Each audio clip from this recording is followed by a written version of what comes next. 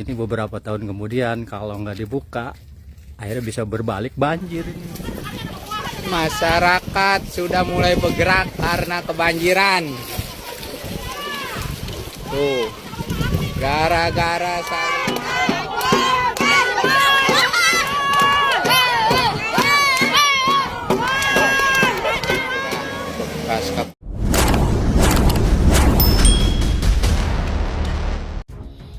Halo ya, assalamualaikum warahmatullahi wabarakatuh. Yang dikhawatirkan ternyata sekarang terjadi ya. Sungai yang ditutup alirannya karena dibuatkan jalan oleh pengembang PIK 2. Sekarang benar-benar banjir meluber ke rumah-rumah mereka kawan ya. Tempoh hari saya upload video short sebelum keadaan seperti ini. Tidak banjir seperti ini, tapi jalannya sudah ditutup oleh tumpukan material tanah. Ini dia videonya yang saya upload tempoh hari. Sungai Alar Jiban, Alar Tengah ditutup sama jalur tol PIK 2. Ini beberapa tahun kemudian kalau nggak dibuka, akhirnya bisa berbalik banjir ini. Ini rumah-rumah hantu nih yang tidak kena.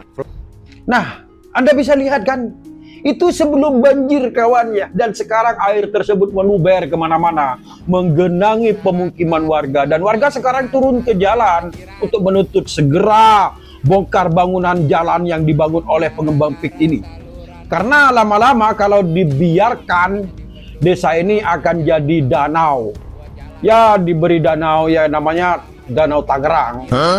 Jadi kalau ada orang yang mendukung PIK 2 yang berstatement bahwa ini untuk kemajuan warga Tangerang, Anda itu bohong.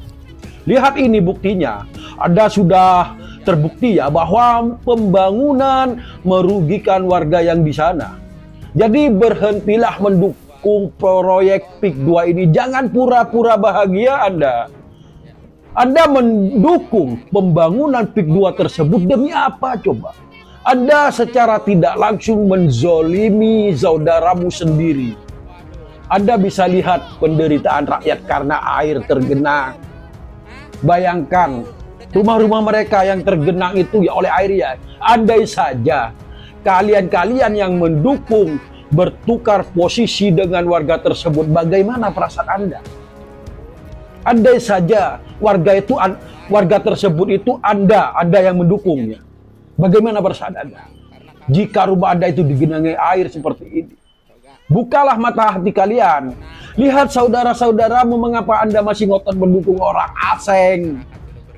Kejadian ini banyak yang berspekulasi bahwa menutup sungai, aliran sungai seperti ini, banyak yang berasumsi bahwa ini memang disengaja katanya. Banyak netizen yang bilang, karena mereka sudah merencanakan sesuatu tentang tanah warga tersebut, ini disengaja katanya. Andai saja tanah warga tersebut digenangi air, ya pastinya warga tersebut ya akan kerasan lah, tidak akan betah. Dan lambat laun warga akan menjual tanahnya tersebut karena sudah tergenang air. Dan pengembang akan membeli tanah tersebut dengan harga murah. Dan warga pasrah dengan harga tersebut daripada tidak dapat apa-apa dari tanah tersebut. Itulah banyak netizen yang berasumsi seperti itu. Seperti kejadian-kejadian lainnya ya, diuruk, jalannya ditutup, sungainya ditutup, lampu diputusin, dan lain-lain. Ingat ya, kami itu tidak buta pembangunan. Kami tidak menolak pembangunan. Tapi kalau begini caranya, tidak manusiawi. Seperti ini, tanah warga dibeli dengan harga murah, yaitu 50.000 per meter lah kira-kira. Apakah itu wajar? Kalau memang Anda ingin membangun pembangunan proyek tersebut, alangkah baiknya Anda belilah tanah warga itu dengan harga yang selayaknya. Tentu warga akan punya lahannya, tidak akan menolak lah. Contoh seperti pembangunan jalan-jalan tol ya yang ada di Indonesia ya, yang membentang dari timur sampai barat, dari selatan sampai utara. Enggak ada tuh penolakan pembangunan jalan tol tersebut. Malahan gembira karena dapat uang banyak. Karena memang tanah warga itu dibeli dengan harga yang wajar kawan. Tidak seperti proyek PIK 2 ini. Asal caplok, mengintimidasi, merekrut, mencaplok tanah dengan harga murah, dengan harga yang tidak layak. Bayangkan.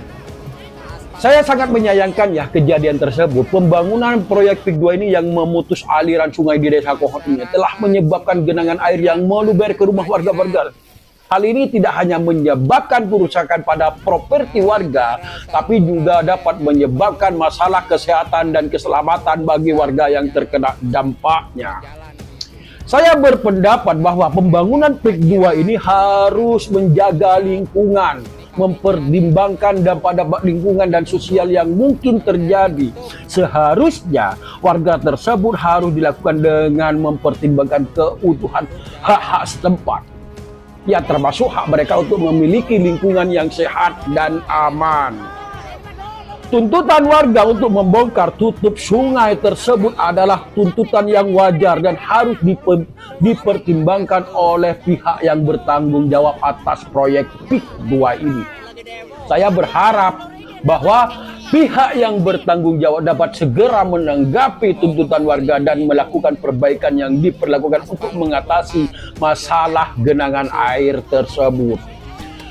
Selain itu, saya berpendapat bahwa perlu dilakukan evaluasi yang lebih menyeluruh terhadap proyek PIK 2 ini untuk memastikan bahwa proyek tersebut tidak hanya mempertimbangkan kepentingan ekonomi, tapi juga kepentingan lingkungan dan sosial. Dengan demikian dapat memastikan bahwa pembangunan proyek PIK 2 dapat dilakukan dengan cara berkelanjutan dan tidak merugikan warga setempat.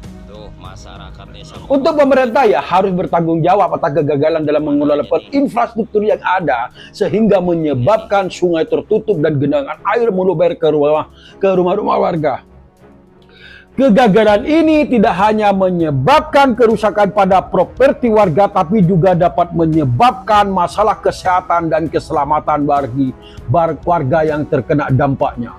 Pemerintah harus segera menanggapi tuntutan warga untuk membongkar tutup sungai yang tersebut, melakukan perbaikan yang diberlakukan, mengatasi masalah genangan air tersebut.